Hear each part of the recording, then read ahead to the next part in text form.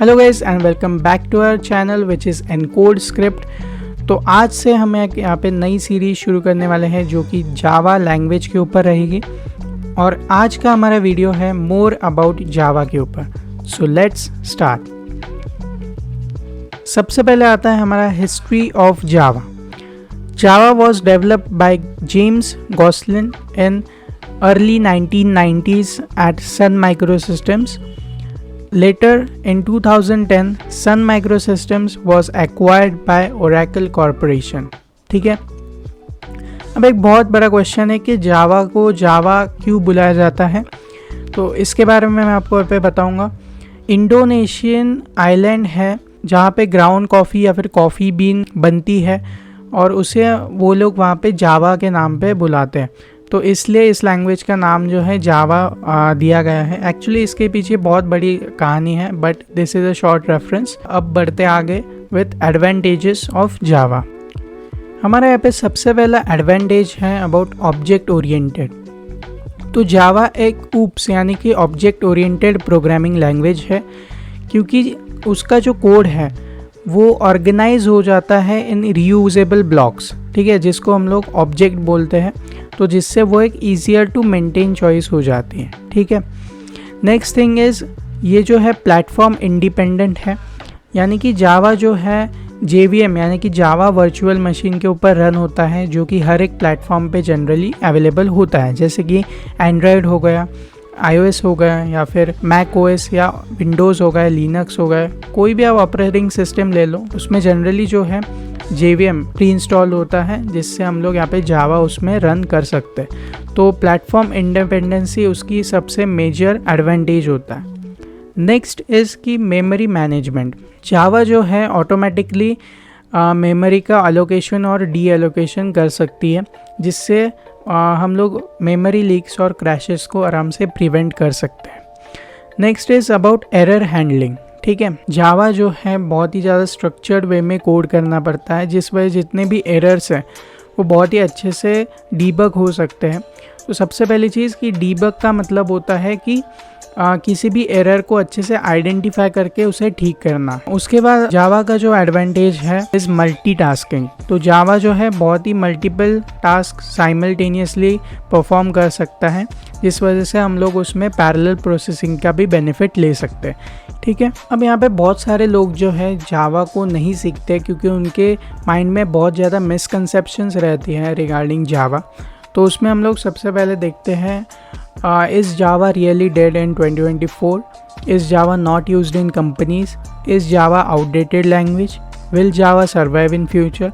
तो ये सारे बड़े मिसकंसेप्शंस हैं, लेकिन मैं आपको यहाँ पे बता दूँ कि ये सारे ही गलत हैं, फॉल्स हैं। लेट्स सी ऐसा क्यों। सबसे पहली चीज़ कि एप्लीकेशंस क्या होते हैं जावा के, मतलब जावा किस किस चीज़ में एप्लीकेबल होता है। ये एप्लीकेबल होता है cloud based, mobile, desktop, web apps या फिर एम्बेडेड सिस्टम्स के अंदर।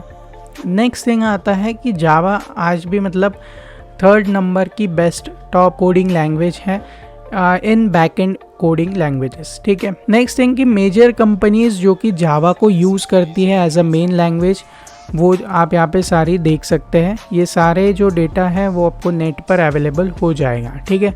उनमें से कुछ टॉप कंपनीज जैसे कि Google, LinkedIn, Netflix, Amazon, Apple, Intel, Android तो बेसिकली गूगल का ही पार्ट है, बट सारे कंपनीज जो भी है ये जावा को एज अ मेन लैंग्वेज की तरह यूज़ करते हैं। नेक्स्ट जो कि प्रोग्रामिंग स्किल्स जो होनी चाहिए फॉर हायरिंग, उसमें जावा जो है 3rd नंबर पे आती है। तो उसमें लाइक मेजर कंपनीज जो है जावा डेवलपर्स को यहाँ पे हायर करती है। So it's like more than 40% chances to get into Java. ठीक है। नेक्स्ट इज़ की टॉप स्क्रिप्टिंग और मार्कअप लैंग्वेजेस की अगर मैं बात करूँ तो आप यहाँ पे देख सकते हैं कि जावा यहाँ पे थी, कुछ साल पहले यहाँ पे थी और कुछ साल पीछे ये 40.2% के ऊपर थी।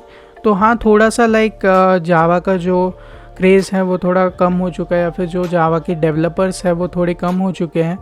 कुछ उसमें फ्लॉज भी है पर इतने ज़्यादा नहीं कि उसको एज अ मिसकंसेप्शन माने। आज भी लाइक जावा जो है बहुत ही अच्छी लैंग्वेज है फॉर लाइक बिगिनर, बिकॉज जावा के अंदर जो भी आपके बेसिक्स होते हैं वो काफ़ी ज़्यादा आप अच्छे से उसमें देख सकते हो, क्योंकि ये बहुत ही ज़्यादा स्ट्रक्चर्ड वे में आपको कोडिंग करना सिखाता है। ठीक है, नेक्स्ट इज़ कि आप यहाँ पे देखो most demanded programming language in 2024, जिसमें जावा का नाम सेकंड रैंक पर है, जिनको नंबर ऑफ जॉब्स आप यहाँ पे देख सकते हो 3 लाख से भी ज़्यादा है।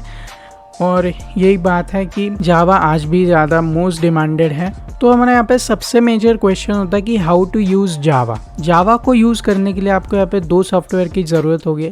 तो फर्स्ट ऑफ ऑल होता है हमारा इंटेलिजे आइडिया।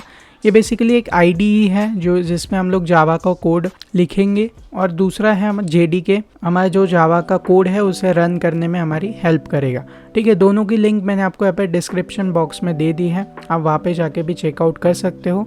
और यहाँ पे भी लिंक्स मैंने यहाँ पे मेंशन करके लिखे हैं। मैं यहाँ पे आपको क्रोम के ऊपर यहाँ पे आपको बताता हूँ कि कैसे आप उसे इंस्टॉल कर सकते हो। ठीक है, सो मैं अभी आपको यहाँ पे बताने वाला हूँ अबाउट हमारी फर्स्ट साइट जो कि है इंटेलिजे आइडिया। ठीक है, सो इंटेलिजे आइडिया जो है एक IDE है जिसमें आपको यहाँ पे नीचे आ जाना है, और इंटेलिजे आइडिया का आपको यहाँ पे कम्युनिटी एडिशन को आपको डाउनलोड करना है। ठीक है, आपका जो भी रिकमेंडेशन है आपके OS के हिसाब से आपको आ जाएगा, आपको जस्ट यहाँ पे डाउनलोड के बटन पर क्लिक करना होगा। ठीक है, नेक्स्ट आपको जो है यहाँ पे ओरेकल की तरफ से जो जावा JDK है वो आपको यहाँ पे देखने को मिल जाएगा नीचे। इस साल के अकॉर्डिंगली तो जावा 22 हमारे यहाँ पे लेटेस्ट वर्जन है, बट अगर आप फ्यूचर में कभी भी देखोगे और न्यू जो भी आपका लेटेस्ट JDK आएगा तो वही जो है लेटेस्ट JDK वही आपको डाउनलोड करना रहेगा। ठीक है, सो यहाँ पे आपको आ जाना है, आपको यहाँ पे लिनक्स, मैक OS और विंडोज़, आपको यहाँ पे विंडोज़ पे क्लिक कर देना है अगर आपका विंडोज़ OS होगा तो। एंड आपको यहाँ पे x64 इंस्टॉलर जो है ये फाइल आपको यहाँ पे डाउनलोड कर लेनी है। ठीक है, अगर आप मैक OS का यूज़ कर रहे हो तो आप ये भी डाउनलोड कर सकते हो। ठीक है, सो गाइज मैंने यहाँ पे एक जावा कोर्स के रिगार्डिंग हमारी एक PDF बनाई है, उसमें हमारा ये पार्ट 1 है। तो चलिए देखते हैं अभी इसमें क्या है। सबसे पहले होता है हमारा कि व्हाट इज़ अ प्रोग्राम। ठीक है, so program is a set of instructions that computer follows to perform a specific task. ठीक है, इसके बारे में तो आपको पता ही होगा। नेक्स्ट होता है हमारे कंपाइलर वर्सेस इंटरप्रेटर। जावा के पास 2 चीज़ें रहती है, एक होता है उसका कंपाइलर और दूसरा होता है इंटरप्रेटर। ठीक है, ये 2 बेसिकली उसके मेन सॉफ्टवेयर्स में से एक होते हैं। तो इनके बारे में देखने से पहले हमें 2 चीज़ें देखनी पड़ेगी। सबसे मेन चीज़ हमारी सोर्स कोड और दूसरा होता है हमारा बाइट कोड। सोर्स कोड एक ऐसा कोड रहता है जिसको ह्यूमन अच्छे से रीड कर सकता है और उसे अच्छे से अंडरस्टैंड कर सकता है। और बाइट कोड बेसिकली आपको जो पता होगा कि बाइनरी डिजिट्स रहती है, यानी कि 0s and 1s में कुछ कोड लिखा गया होता है, उसे हम लोग बाइट कोड के नाम से बोलते हैं। ठीक है, सोर्स कोड को बाइट कोड में बदलने का काम कंपाइलर ये सॉफ्टवेयर करता है, और बाद में इस बाइट कोड को एग्जीक्यूट करने का काम इंटरप्रेटर करता है। ठीक है, सो यहाँ पे इस पैराग्राफ में यही चीज़ बस लिखी गई है। नेक्स्ट जो हमारी चीज़ होती है वो होती है अबाउट ऑब्जेक्ट ओरिएंटेशन। ठीक है, ऑब्जेक्ट ओरिएंटेशन का मतलब होता है देखने का नज़रिया। तो ये जो है ये चीज़ पूरी काम की आती है हमारे जावा के अंदर, जिसमें हम लोग ऑब्जेक्ट्स बनाते हैं। तो इसका मीनिंग यही है कि हमें हर एक चीज़ को as a collection of objects ही मानना है। ठीक है, प्रिंसिपल्स देख लेते हैं। The world is a collection of object, every object is an useful object, every object is constant interaction with other objects। तो इन 3 पॉइंट्स का मीनिंग ये है कि अगर मैं मेरे सामने जैसे कि यहाँ पे 3 ऑब्जेक्ट्स अगर मैं मान के चलूँ, एक मॉनिटर है, कीबोर्ड है और एक माउस है। ठीक है, ये मुझे अभी के लिए दिख रहा है, तो मैं इन सभी को as a collection of objects की तरह ही मानूंगा। ठीक है, बाद में हर एक ऑब्जेक्ट है वो एक यूजफुल ऑब्जेक्ट है। ठीक है, अगर कीबोर्ड ना रहा तो मैं यहाँ पे कुछ भी चीज़ टाइप नहीं कर पाऊंगा, और अगर मॉनिटर ही नहीं रहा तो मैं कुछ भी यहाँ पे देख नहीं पाऊंगा। ठीक है, नेक्स्ट जो है every object belongs to a type. ठीक है, which is technically called as a class. ठीक है, टेक्निकली का मतलब ऐसा है कि जावा के अंदर हम लोग बहुत सारे क्लासेस बनाते हैं, और क्लासेस के अंदर बहुत ज़्यादा ऑब्जेक्ट्स हम लोग बनाते हैं। The class does not exist in reality, only जो object exist in reality. Next होता है कि every object has 2 part, has part और डज पार्ट। अब इस चीज़ को हम एक एग्जाम्पल के थ्रू समझेंगे। तो जैसे कि आप यहाँ पे देख रहे हो, यहाँ पे एक स्टूडेंट है और उसका यहाँ पे एक हैज़ पार्ट है और उसका एक यहाँ पे डज पार्ट है। अब उसके पास क्या क्या है, उसके एक आइडेंटिटी है, मतलब उसका एक नेम है, उसका कुछ रोल नंबर होगा, उसका परसेंटेज या फिर CGPA रहेगा, ठीक है। तो ये उसका एक हैज़ पार्ट है। और वैसे ही उसका एक डज पार्ट है कि वो क्या क्या करता है, वो स्टडी कर रहा है, वो खाना खा रहा है या फिर वो सो रहा है, ठीक है। उस हिसाब से उसका यहाँ पे एक डज पार्ट भी है। सो यहाँ पे हैज़ पार्ट में अगर मैं जावा में अगर उसे रेफरेंस दूँ तो हैज़ पार्ट का जो रेफरेंस होता है वो होता है फील्ड्स, ठीक है। तो जावा के अंदर हम लोग बहुत ज़्यादा फील्ड्स बनाते हैं, ठीक है, जिसको हम लोग बोल सकते हैं कि किसी भी ऑब्जेक्ट का, ये जैसे कि एक स्टूडेंट ऑब्जेक्ट है, ये इसका एक हैज़ पार्ट है, तो वैसे ही फील्ड्स ऑब्जेक्ट्स की हैज़ पार्ट होती है, ठीक है। सिमिलरली मैं अगर इसके बात करूँ कि डज पार्ट की ऑब्जेक्ट को क्या क्या चीज़ करनी चाहिए, इसको हम लोग मेथड्स में लिखते हैं, ठीक है। जावा के अंदर इसको हम लोग मेथड्स के अंदर लिखते हैं। तो यही चीज़ है बेसिकली ये जो डायग्राम रिप्रेजेंट कर रही है। आप चाहे तो बाद में इसको फिर से एक बार देख सकते हो, क्योंकि मैंने इसकी जो लिंक है वो आपको डिस्क्रिप्शन बॉक्स में दे दी है। नेक्स्ट जो सबसे इंपॉर्टेंट टॉपिक आता है वो होता है डेटा टाइप्स। जावा के अंदर यहाँ पे हमारे पास दो टाइप के डेटा टाइप्स मिलते हैं। पहला आता है हमारा प्रिमिटिव और दूसरा होता है नॉन प्रिमिटिव। प्रिमिटिव के अंदर हमारे 4 मेन टाइप्स आते हैं, जिसको हम लोग बोलते हैं बुलियन, कैरेक्टर, इंटीजर और फ्लोट।